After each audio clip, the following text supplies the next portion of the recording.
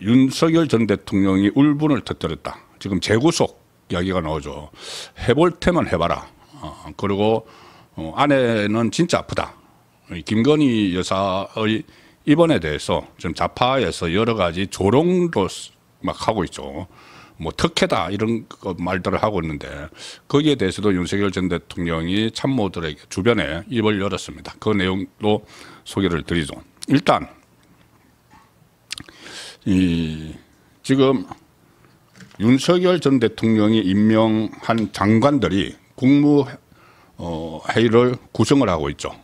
자, 그래서 거기서 마치 부역을 하는 것처럼 지금 다 이렇게 그 법안들을 처리를 해주고 있는데 어쩔 수 없는 측면들도 있습니다. 물론 제 판단으로는 그 전에 뭐 내란 3특검법 같은 거, 소위 말하는 내란 특검법 이런 것들은 의결을 해주는데 참여하지 않았어야 되는데 다 참여를 했습니다.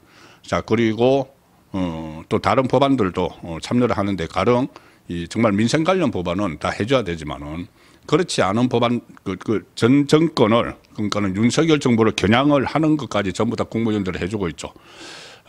그래서 그 부분도 상당히 언제까지 갈지 저는 이거 계속 이렇게 가서 마치 거수기로 써먹는데 여기에 대해서 좀 문제 제기가 있어야 된다고 봅니다. 그리고 거기다가 완전히 지금 정령군 행세를 하는 세력이 하나 있는데 바로 국정기획위원회라는 거죠. 인수위원회처럼 그 인수위원회 역할을 하도록 국정기획위원회를 발족을 시켰는데 여기서 이 점령군 행세를 하고 있습니다. 지금 각 부처라는 것은 윤석열 정부 당시에 구성된 부처죠. 장관들이 다 윤석열 정부 때 임명된 장관들이기 때문에 여기서 일일이 불러가지고 지금 보고를 받고 있는데 업무 보고를 받고 있는데 마치 점령군을 방불케 합니다. 불러놓고는 준비가 제대로 안 됐네. 취소, 돌아가.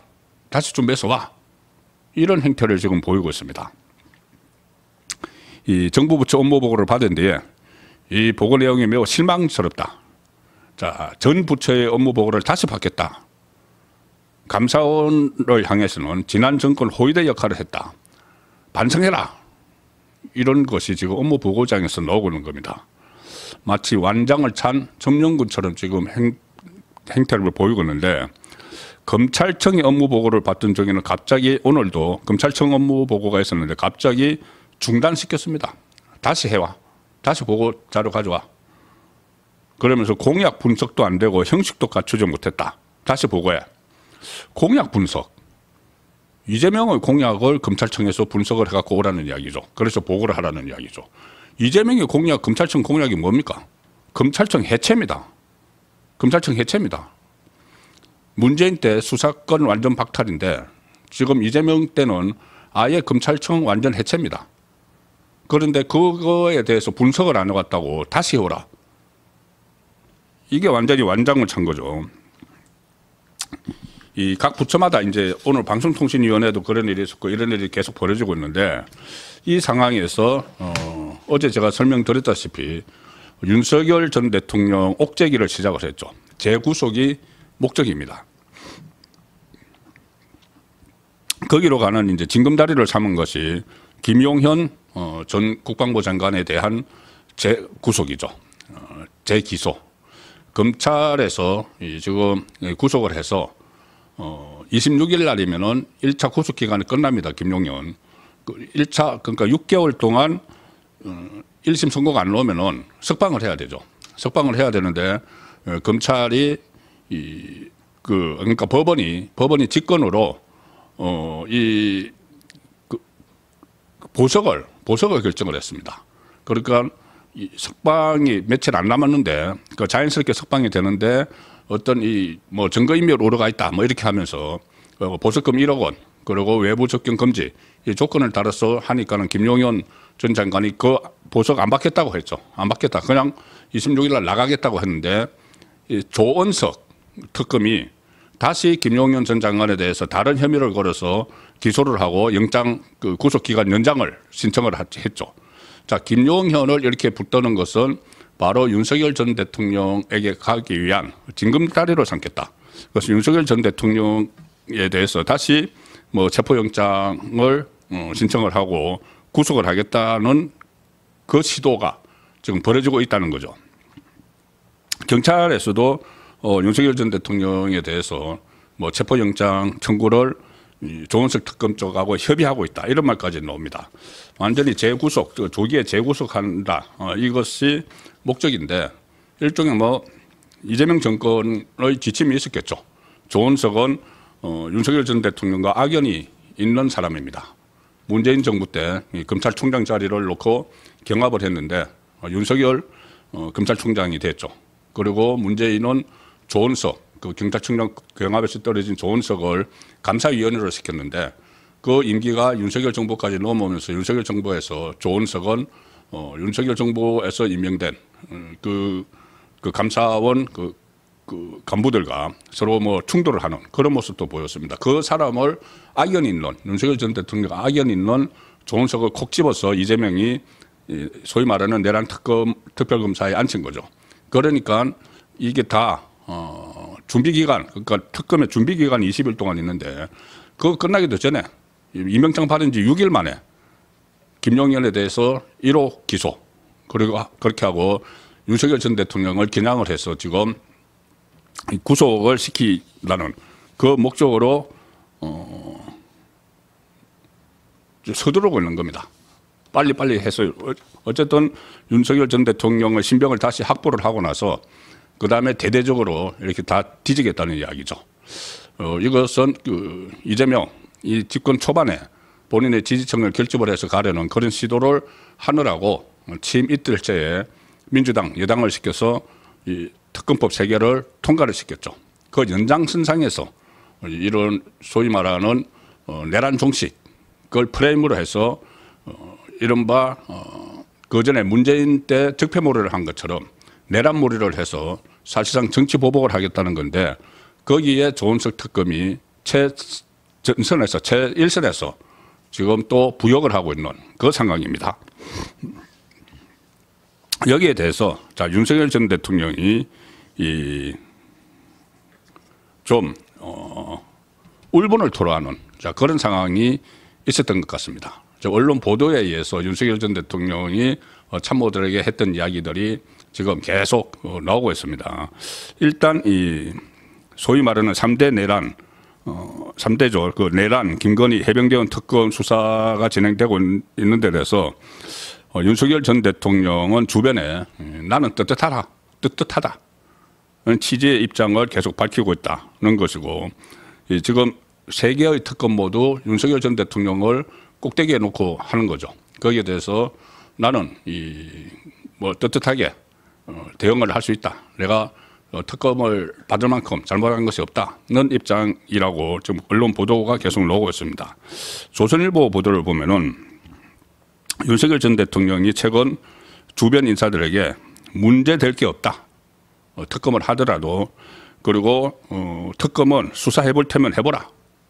지금 특검이 뭐 구속, 재구속을 목표로 지금 달려들고 있죠. 그럼 해볼 테면 해보라. 이렇게 당당하게 맞서겠다는 그런 취지의 발언을 했고 특히 해병대원 특검법. 해병대원 특검은 그 임성건 전 해병대 1사단장을 뭐 구명운동을 했다. 그래서 뭐 경로했다. 어쩌고 했던 그 이야기죠. 그런데 특히 임성건 전 해병대 1사단장에 대해서는 본인이 보호할 이유가 전혀 없는 사람이다. 임성건은 이 문재인 정부 때 장군으로 진급을 해서 잘 나갔던 인물인데 내가 보호할 이유가 뭐가 있느냐 말도 안 이런 말도 했다고 합니다. 실제로 임성건은 2018년 12월에 장군으로 진급을 했죠. 문재인 정부 때. 그래서 이제 이런 말까지 직접 주변에 하는 것은 이게 하나하나 꽤 맞추고 있다. 꽤 맞춰서 이렇게 몰이를 하고 있다. 그래서 팩트가 완전히 다른 것은 또 하나씩 주변에 이야기를 하는 그런 상황으로 볼 수가 있습니다. 그리고 최근에 김건희 여사가 입원을 했죠. 서울 아산병원에 입원을 했는데 우울증, 지병 악화 16일 날 입원을 했습니다. 그런데 그날은 검찰이 세 번째 소환 통보를 보낸 날이고 입원 시점하고 검찰 소환 통보가 어쨌든 겹치게 되자 좌파에서는 또 좌파 매체는 조사를 회피하기 위한 선제적 입원이다. 이런 또 주장을 하고 있습니다. 박지원 의원이 이렇게 이야기합니다. 라디오에 출연해서 검찰이 소환 통보를 하니까 김건희 여사가 우울증에 걸렸다고 병원에 갔다고 한다. 그러면서 또 특혜 의혹까지 제기를 합니다. 보통 서민들은 병원 입원실 잡기가 쉽지 않다. 그러면서 계속 검찰 소환 조사를 피하기 위해서 갔다. 이렇게 지금 주장을 하고 있죠. 그런데 병원에서 지금 주 진료과가 정신건강의학과입니다. 지금 우울증이라고 했죠. 정신건강의학과인데 아산병원은 이 중증 질환자도 뭐 수개월 대기해야지 3차 종합병원으로 가는 곳이기 때문에 SNS에서 특혜 입원 지적도 있는데 그런데 과연 이 아산병원에서 전혀 어떤 증상이 없고 그걸 입원을 해야 될 필요가 없는데 이렇게 입원을 할 수가 있을까? 그런 문제들도 한번 살펴봐야 됩니다. 그리고 김건희 여사 쪽은 이렇게 설명을 하고 있습니다. 병원에서 예전부터 입원을 권유를 했고 입원 결정은 지난 13일에 이미 내려진 사안이다. 그러니까 뭐 어떤 특검에서 통보가 온다고 해서 그게 한 게 아니고 이미 13일에 결정이 내렸고 검찰 출석 요구와는 무관하다. 또한 그 김건희 여사 쪽은 동일한 내용을 곧 특검에서 다시 조사하는 시점에 검찰 소환 조사는 중복 수사다. 이런 입장도 가지고 있습니다. 그리고 사건 피의자를 최소한으로 소환해야 한다는 인권보호 수사 규칙에도 반한다는 이야기고 윤석열 전 대통령 쪽 관계자는 현직 대통령 부부 시절에는 우울증을 이유로 입원하는 것도 쉽지 않았을 것이다. 오래전부터 상태가 좀 김건희 여사 상태가 심각했는데 현직 대통령이 있을 때는 우울증을 앓고 있다고 해도 그냥 입원하는 것이 쉽지 않았을 것이다. 그런데 이제 현직에서 물러났기 때문에 지금 입원을 한 것이라는 이런 설명을 하고 있습니다. 윤석열 전 대통령도 이 측근들에게 국민일보가 오늘 이런 보도를 했습니다. 측근들에게 김건희 여사의 서울 아산병원 입원과 관련해서 옛날부터 우울증이 심각했다. 수사 회피 어쩌고 하는데 그것은 오해다. 그리고 아내가 진짜 많이 아프다. 그렇게 이야기를 했다고 합니다. 또 좌파 진영에서 수사 회피를 위한 입원이다 이 주장에 대해서는 뭐 그렇게 이야기하는 것은 하는 수 없지 않느냐. 이렇게 좀 그런 부분은 체념 섞인 반응도 보였다. 어쩔 수 없는 거 아니냐. 진짜 실제로 많이 건강이 좋지 않기 때문에 입원을 했는데 좌파에서 그렇게 막 하는 것을 그걸 어떻게 하겠느냐. 자, 이런 취지죠. 그런데 어쨌든 뭐 이 부분도 그렇고 지금 삼특검 수사에 대해서 완전히 일방적으로 막 몰이를 당하는 그런 상황이 초반에 전개가 됐는데 지금 밝힐 것은 밝히고 떳떳한 것은 떳떳한 부분이 있고 뭐 그 중에서 몇 가지는 뭐 새로운 사실이 드러날지도 모르겠지만은 드러나고 할 수도 있겠지만은 어쨌든 이게 이미 검찰에서 다 수사를 했던 것이고 소위 말하는 내란 특검이 수사 대상 같은 것은 전부 다 관계자들이 기소가 되고 다 했는데 윤석열 전 대통령도 재판 받고 있죠.